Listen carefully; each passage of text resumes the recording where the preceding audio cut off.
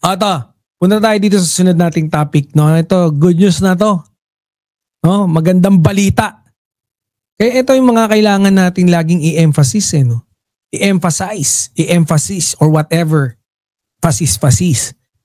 Kasi, no, stress ka na sa trabaho, medyo hirap ka ng pagod na pagod ka pagdating mo, tapos ang papanoorin mo, toxicity. Nako, malamang mangubeta ka.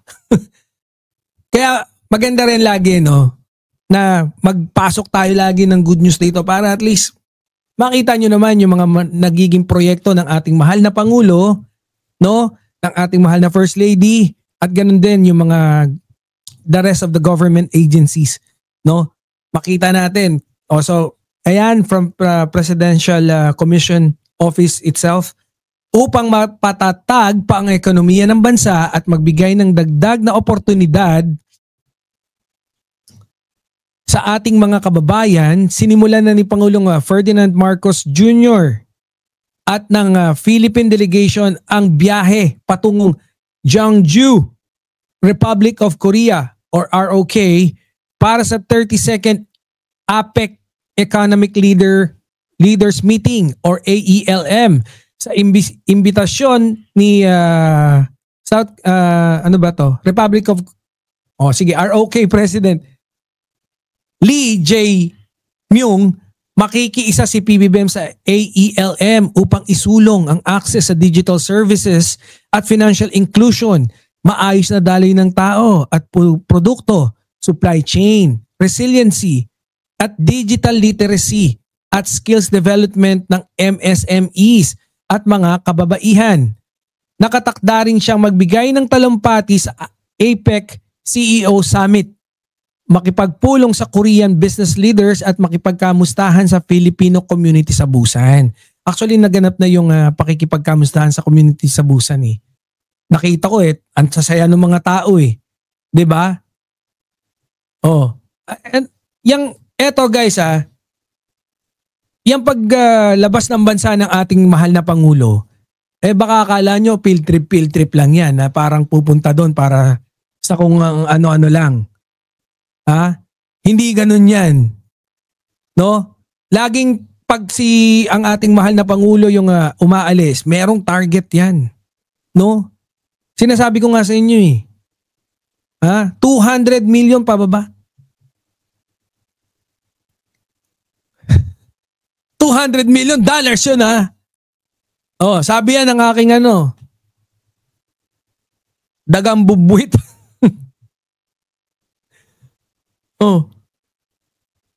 Biruin nyo yan.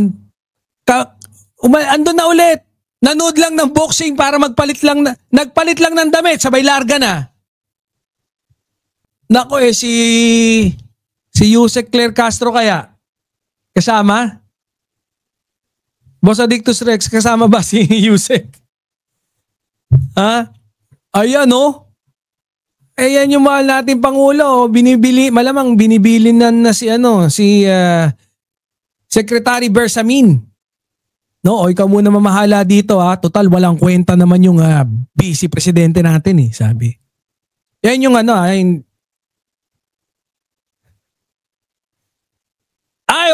daw. Okay, confirm andun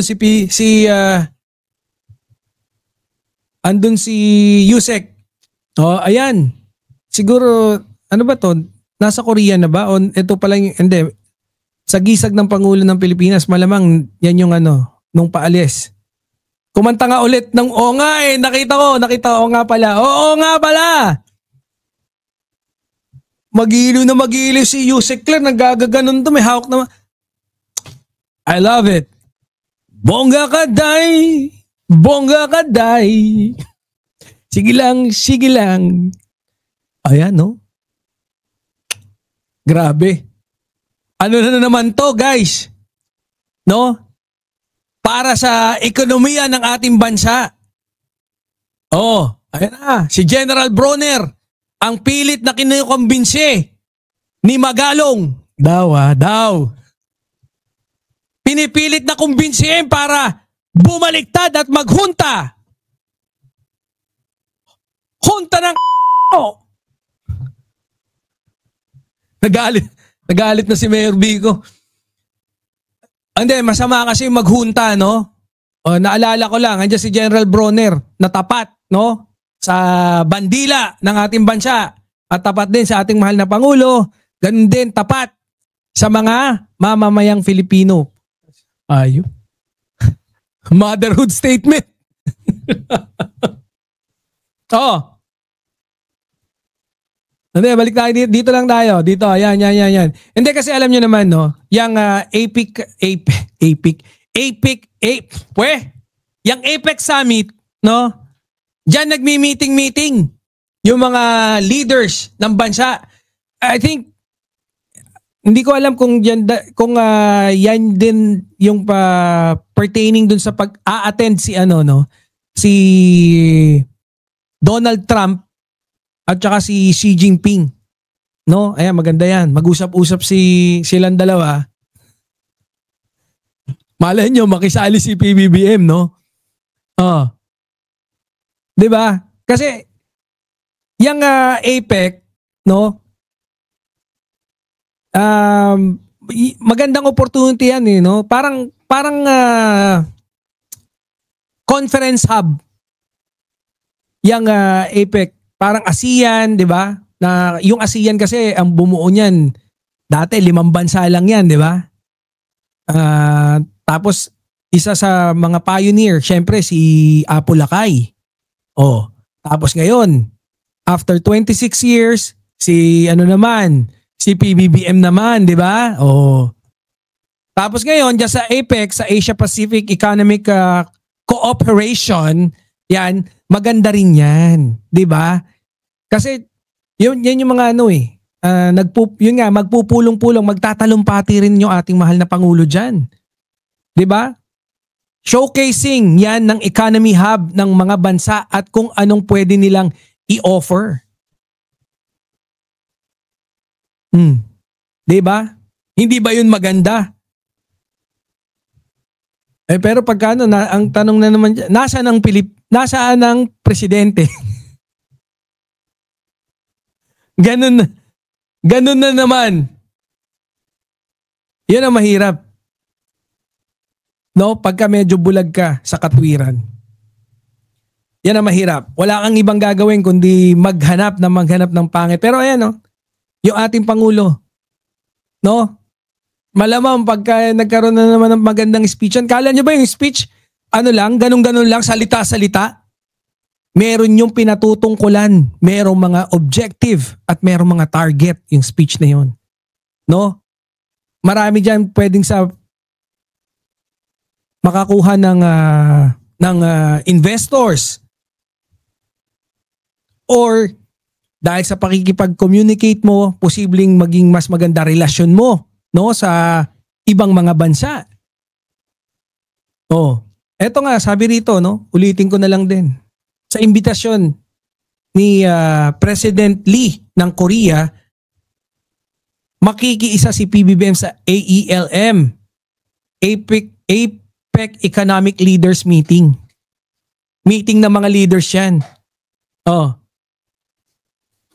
Upang isulong ang access sa digital services at financial inclusion, maayos na daloy ng tao at produkto, supply chain, resiliency at digital literacy at skills development ng MSMEs at mga kababaihan.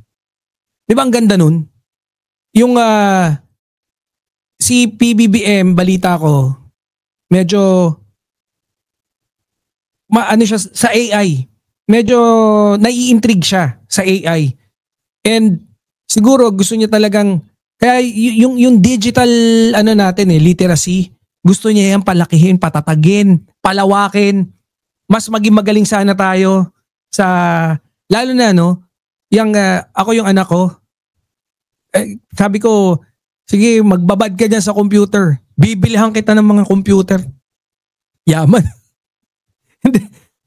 Sabi ko, aralin mo yung AI. No? Take advantage of that. Kasi, yan ang future. Yung AI. Diba?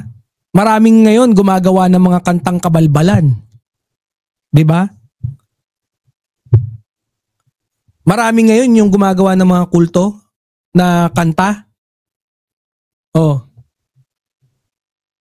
Pasok na kayo sa kulto ng good governance.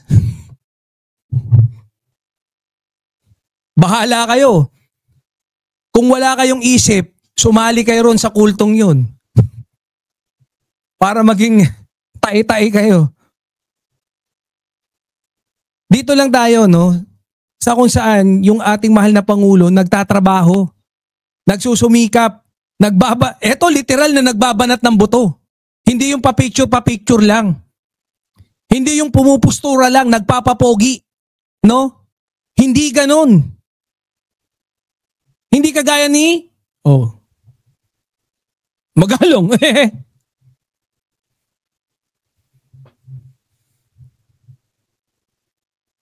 Biruin mo, back to back na travel. Back to back na pakikipag-meeting sa mga pinuno ng bansa. Magtatalumpati pa yan. Yung pagtatalumpati, diyan makikita yung iyong galing, yung iyong intensyon.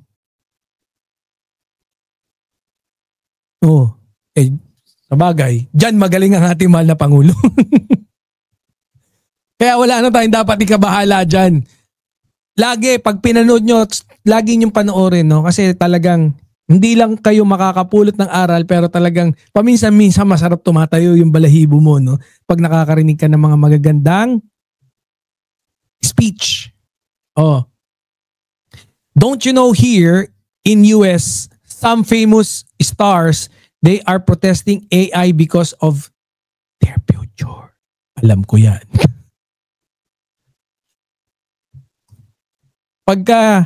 Kaya nga dapat nga you took advantage of yung AI. Aralin natin, makipagsabayan tayo sa AI.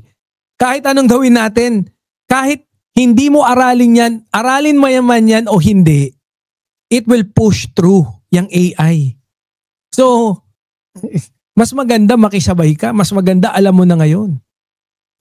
Parang application ng you have to know the rule first before you bend the law. Sorry, Senator Erwin. Ginamit ko lang.